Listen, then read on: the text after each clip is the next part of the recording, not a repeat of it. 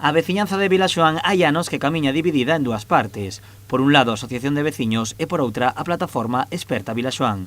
Buscando unha solución para poder unir a veciñanza, a xestora provisional, que finalmente pola pandemia da COVID tivo que aguantar 2 anos, anunciou a súa dimisión para convocar eleccións. Montouse unha mesa de eleccións onde hasta o día 24 creo que é para presentar candidaturas e hasta o 28 para a xente que non está anotada na asociación que se faga socio, ou sea, que se note para poder votar.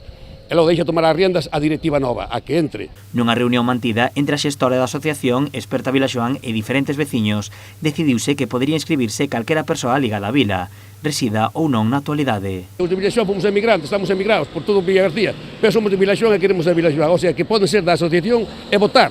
Eu vivo en Villa García, pero eu estou aquí todos os días. Eu quero que miro polo meu pueblo, pois ese é o que ten que facer a partir de agora.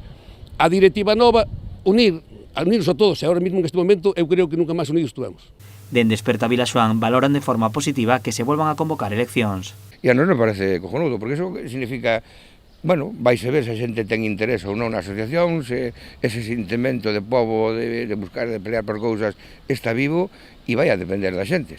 Eu espero que se presenten máis de unha candidatura, que eso significa que hai interés, que o pobo está vivo, que hai xente que se quere molestar e a partir de aí se plantea un futuro ilusionante. Tanto a plataforma como a antiga xestora da asociación reuniránse cos seus membros para decidir se presentar unha candidatura. A antiga xestora cualifica moi positivamente os seus 2 anos ao fronte da asociación, pero dubidan se presentarse de novo.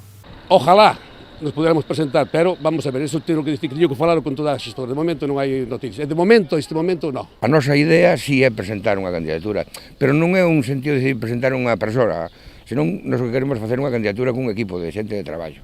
A antiga xestora e a plataforma agardan en que as eleccións sirvan para unir a veciñanza e loitar xuntos. Dende Experta Vilaxoán tamén sinalan que a marxe do que aconteza na votación, a plataforma debería continuar como unha entidade que sirva para englobar a diferentes asociacións. A través da plataforma pode ser unha de unión para que outras asociacións de Faxilde, de Sobradelo, se unan a través desa plataforma para reivindicar ese tipo de cousas. E eu creo que é un tema importante. Me gustaría que continuara a plataforma no seu nivel reivindicativo con independencia de que parte ou algunha xente da propia plataforma estemos dentro da asociación de veciños. Eu creo que é unha cousa que é compatible. O período para inscribirse na asociación de veciños e poder votar iniciarase ao longo desta semana. Nas vindeiras datas informarase dos horarios para poder darse de alta.